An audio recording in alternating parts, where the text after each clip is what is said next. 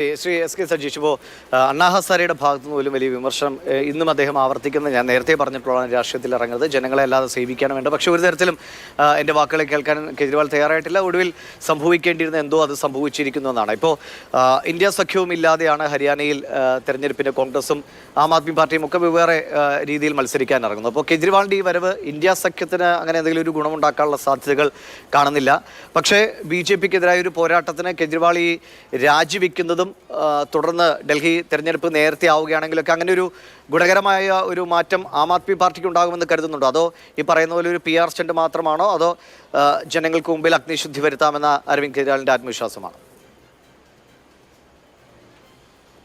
അല്ല, ഇതിൽ രണ്ട് കാര്യങ്ങളുണ്ട്.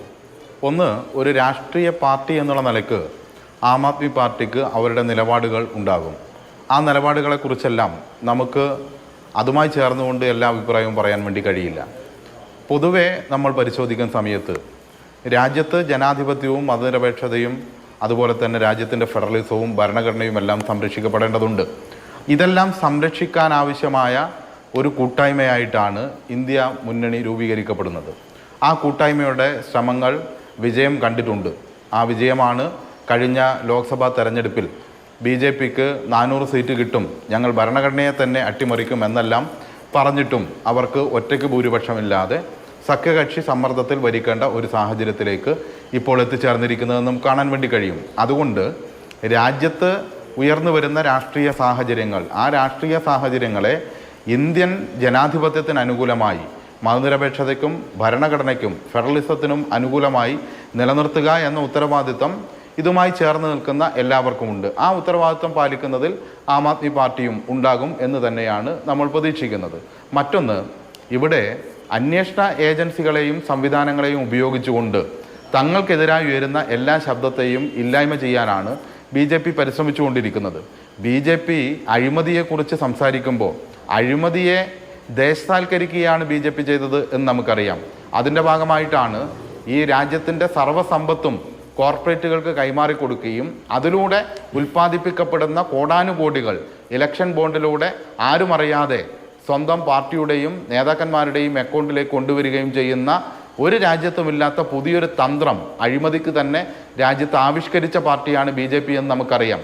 ഇപ്പോൾ സുപ്രീം കോടതിയിൽ CPIM ഉൾപ്പെടെ ഇപ്പോൾ നമ്മെ വിട്ടുപിരിഞ്ഞു പോയ സഖാവ് സീതാറാം യെച്ചൂരി ഉൾപ്പെടെ നടത്തിയ കേസിൻ്റെ ഭാഗമായിട്ടാണ് ഈ ഇലക്ഷൻ ബോണ്ടുമായി ബന്ധപ്പെട്ട ഇത്രമേൽ വലിയ അഴിമതിയും കാര്യങ്ങളും ജനങ്ങളുടെ ശ്രദ്ധയിലേക്ക് തന്നെ വരുന്നത്. കോടാനുകോടിയുടെ പണമാണ് BJP അതിലൂടെ സമ്പാദിച്ചിട്ടുള്ളതെന്ന് നമുക്കറിയാം. അവരാണ് മറ്റുള്ളവരെ കുറ്റപ്പെടുത്തിക്കൊണ്ടിരിക്കുന്നത്. രാജ്യത്ത് ഇനി എന്താണ് ഇവർ വിൽക്കാൻ ബാക്കിയുള്ളത്? രാജ്യത്തിൻ്റെ എല്ലാ പൊതുമേഖലാ സ്ഥാപനങ്ങളും ഇവർ വിറ്റ് കഴിഞ്ഞു. എല്ലാത്തിൻ്റെയും ബാക്കിയുള്ളതിൻ്റെ നേരെ അവർ കത്തിയോങ്ങി നിൽക്കുകയാണ്. ഇനി ഈ രാജ്യത്തൊന്നും അവശേഷിക്കുന്നില്ല. ഈ രാജ്യത്ത് മോദി പ്രധാനമന്ത്രിയായിരിക്കും, പക്ഷേ അതിൻ്റെ ചുമതലകൾ നിർവഹിക്കുന്നത് അദാനിയും അംബാനിയും കുറച്ച് കോർപ്പറേറ്റുകളുമായിരിക്കും. അവർക്കാണ് ഈ രാജ്യം പകുത്തു കൊടുത്തിരിക്കുന്നത് എന്ന് നമുക്ക് കാണാൻ വേണ്ടി കഴിയും.